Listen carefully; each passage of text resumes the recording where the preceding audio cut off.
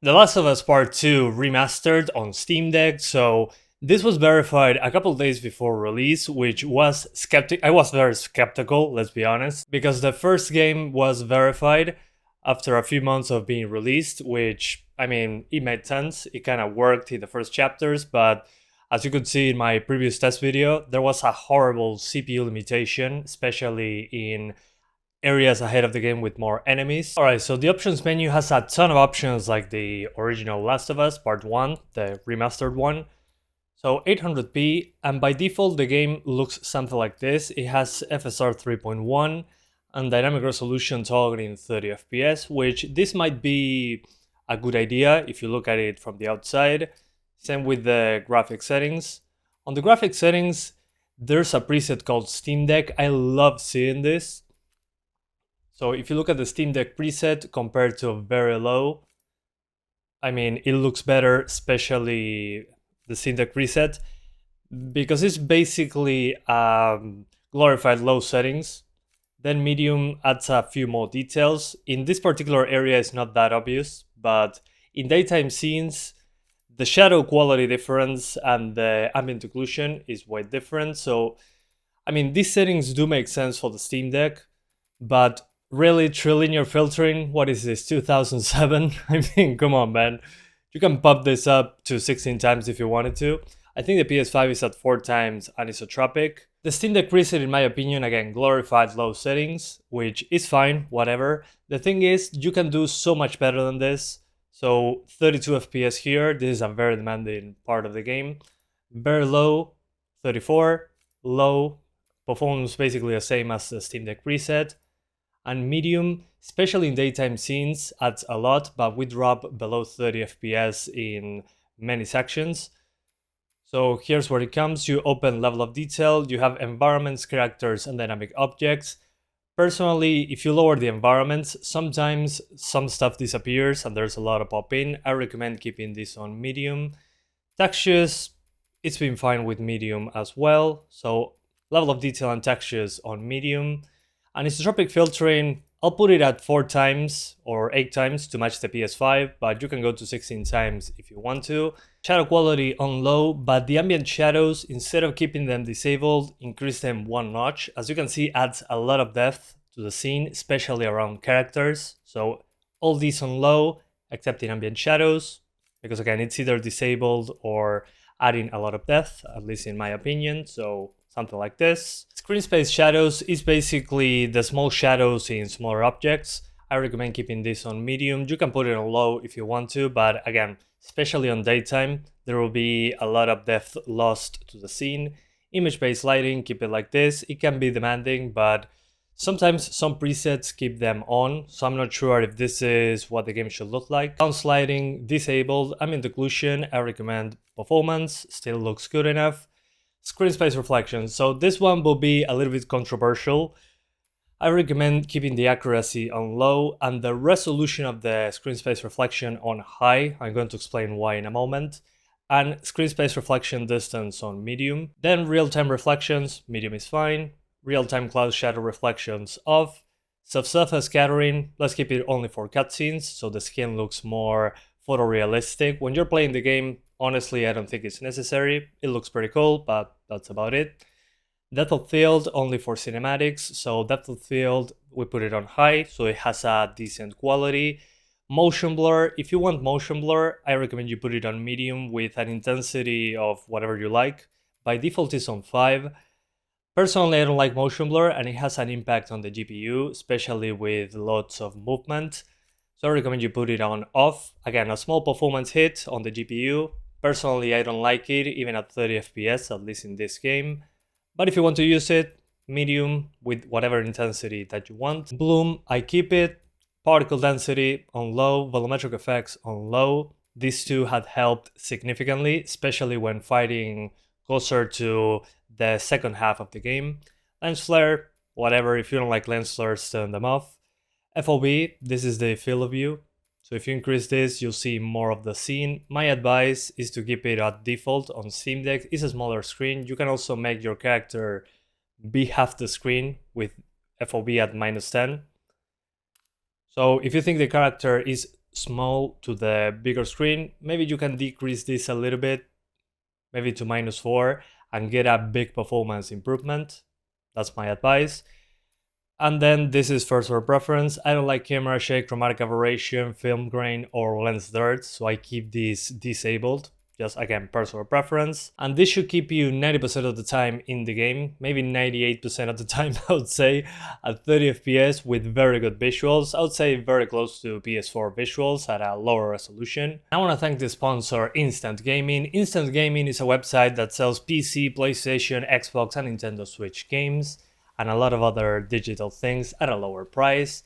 We got GTA 5 for $9, The First Berserker Kazan for $46, Assassin's Creed Shadows for $54, Atomfall for $38, and a whole lot more. And the game we're playing today, The Last of Us Part 2 Remastered, is $44.22 US.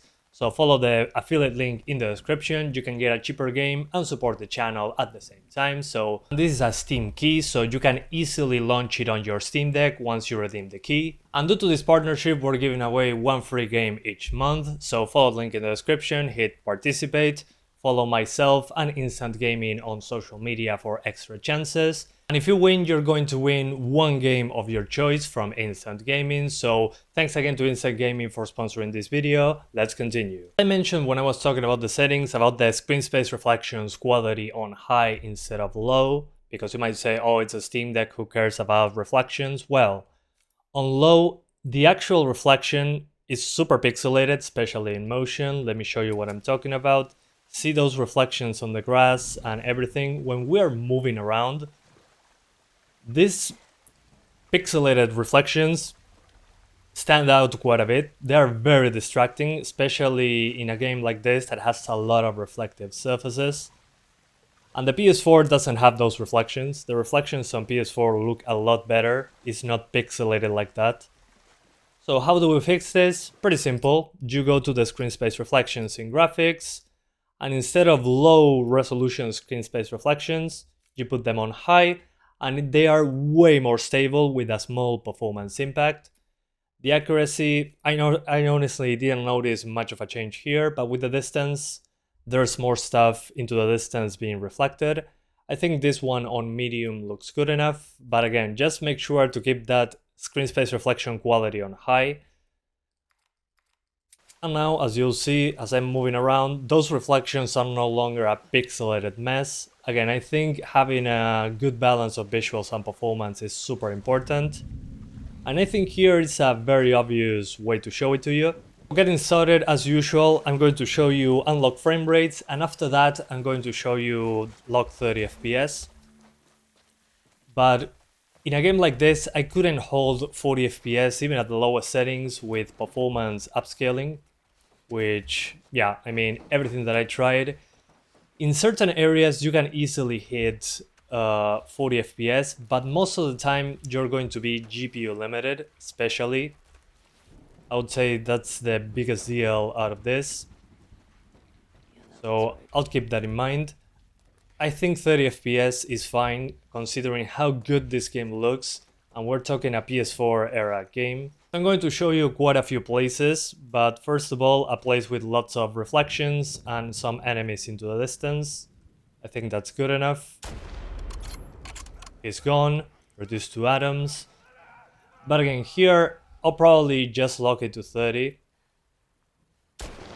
Ooh, close enough. Oh, they have gravity, my bad. Really? Okay. Just by an inch. But I got her. Ha! Anyway. There we go. So this area has been completely fine. Let's jump into the water. There we go. And as you can see here, the CPU and GPU are crying when I'm running, especially. There's spikes in the frame time. When you lock it to 30 FPS, this becomes a non-issue for me. And what a better place to test performance than this first very open location. So here, as you can see, we jump between 30 something to the mid 30s, especially when moving around the camera. So this is the area that proved to me that dynamic resolution is not a great solution for Steam Deck in this game in particular, because the dynamic resolution will target 800p, and when you drop below 30, it will drop the resolution below 800p. But again, the target there is the native resolution of the Steam Deck, and in theory that should be absolutely perfect because you get the best image quality possible, and when it's not possible, it drops the resolution. In this case, we're so borderline 30 FPS, even with quality upscaling, that in sections like this, the game is going to basically jump between the upper 30s and the low 30s very quickly. So when you move the camera, here that it gets way more demanding on the GPU. The game will feel inconsistent, so my advice is to use the Steam Deck's built-in FPS Lock. Why not use the one in-game? Well, the one in-game doesn't run fantastically well, doesn't work particularly great, to say it in some way. You get quite a stable 30 FPS, some very tiny spikes in the frame time, but I noticed that in this more open location. So again, this is more of a stress test. We're going to do other locations as well. But I think 30 FPS for this is absolutely perfect. I mean, look at that frame time in comparison to before with unlocked frame rates. And with dynamic resolution, the frame time is even worse.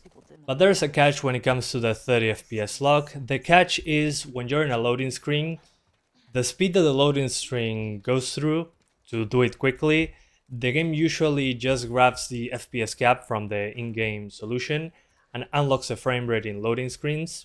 For some reason, the time the loading screen takes is tied to the frame rate, which again makes the in-game FPS cap make more sense because the game says, oh, it's a loading screen, let's unlock the frame rate. So the issue is that on the Steam Deck, if you lock the frame rate like I did here to have good frame times, the loading screen takes way longer. So what you would do in that case is it says 30 FPS limit. In loading screens, put disable frame limit. Then the game will go to 200 FPS and load almost instantly. That's the only catch. I hope they can fix that and untie the loading screen from the frame rate. So I think it's a good time to show you what handheld looks like. So I can also enable HDR for the Steam Deck OLED that looks absolutely beautiful in this game. So let's do that. Let's do a jump into handheld. So image quality, in my opinion, is fantastic. And again, apologies for the gameplay. If I'm speaking and playing at the same time, it really hinders my way to play the game. So I'm basically playing on moderate with aim assist. So yeah. But again, with the settings that I chose, I think it looks fantastic. There's shadows from many light sources at a pretty decent resolution, despite being low. But we get the extra shading from playing with extra shadows from the environment, the ones that are around the characters and other objects.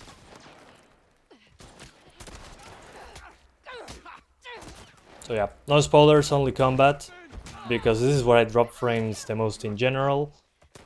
In these camps, closer to the end of the game, that you'll find quite a few hours into, but again, more ahead into the game.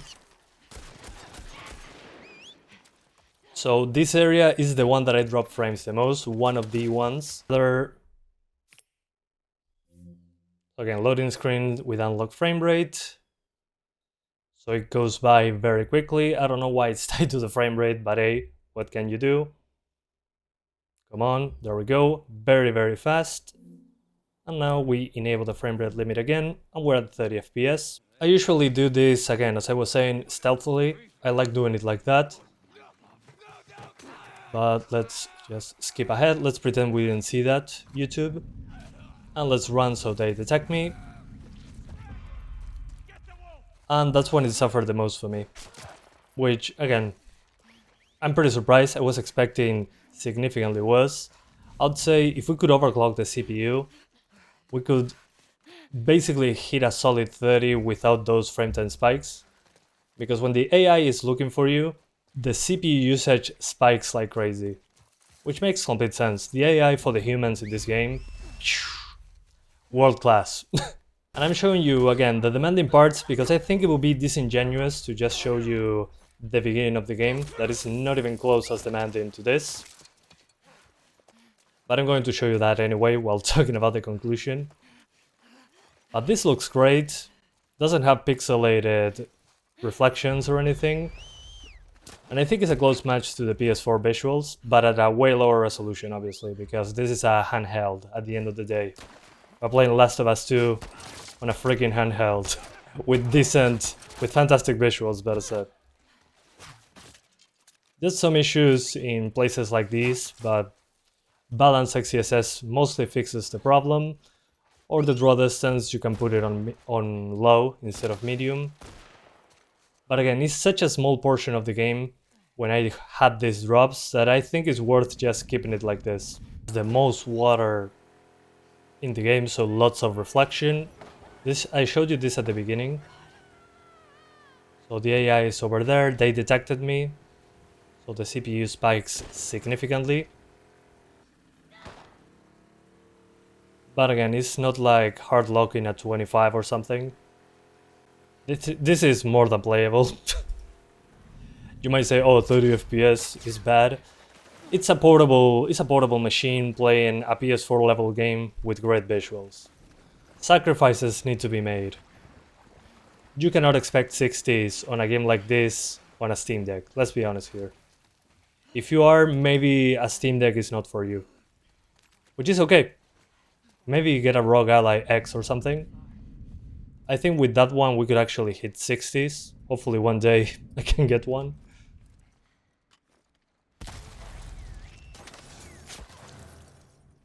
But yeah.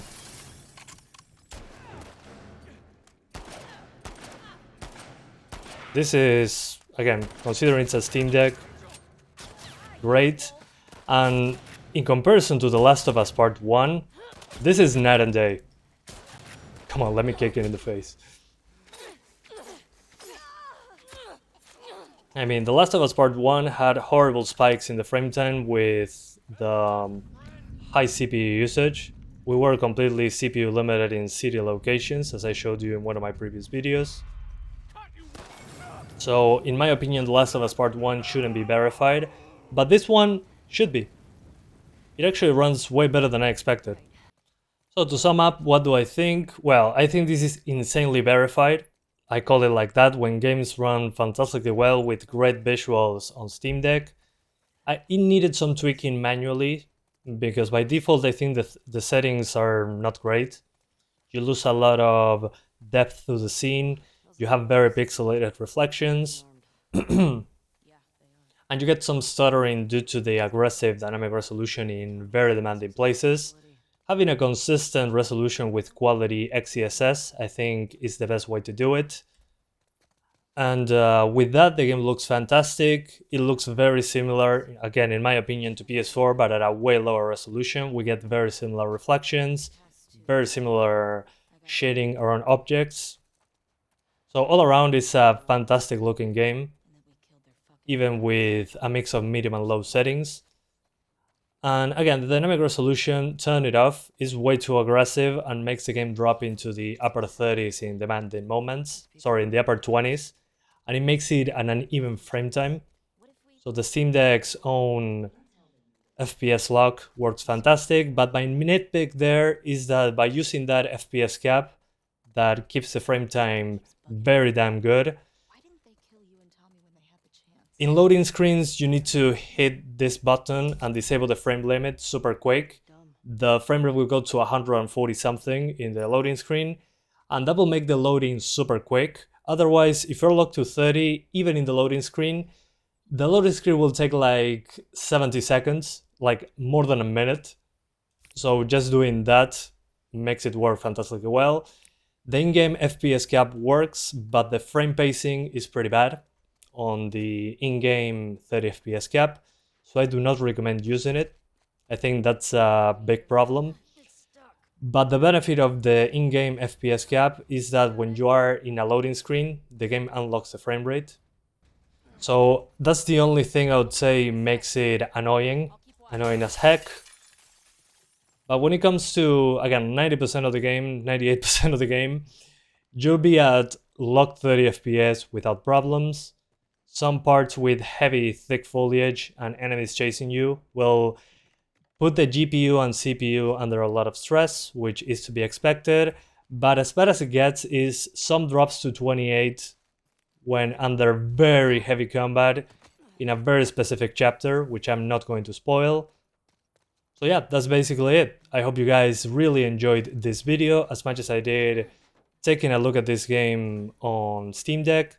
After being verified, I'm pretty used to seeing UE5 games running at a much lower resolution with worse graphics than this, being a pixelated mess. And this is, again, a breath of fresh air, no ray tracing, great visuals, so art direction is on point. I just wish the loading screen wasn't tied to the frame rate in order to be fast, but beggars can't be choosers. We're talking about a 15-watt TDP portable machine. So again, I think this is freaking impressive. As long as you tweak it correctly, the Steam Deck reset is a joke, in my opinion. It's glorified low settings.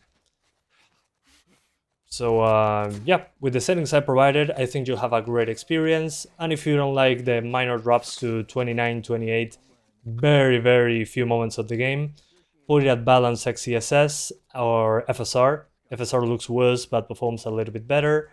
And lower the draw distance to low. But I think like this is freaking perfect. Cream of the crop. So thank you for watching and I'll see ya next time. Bye guys.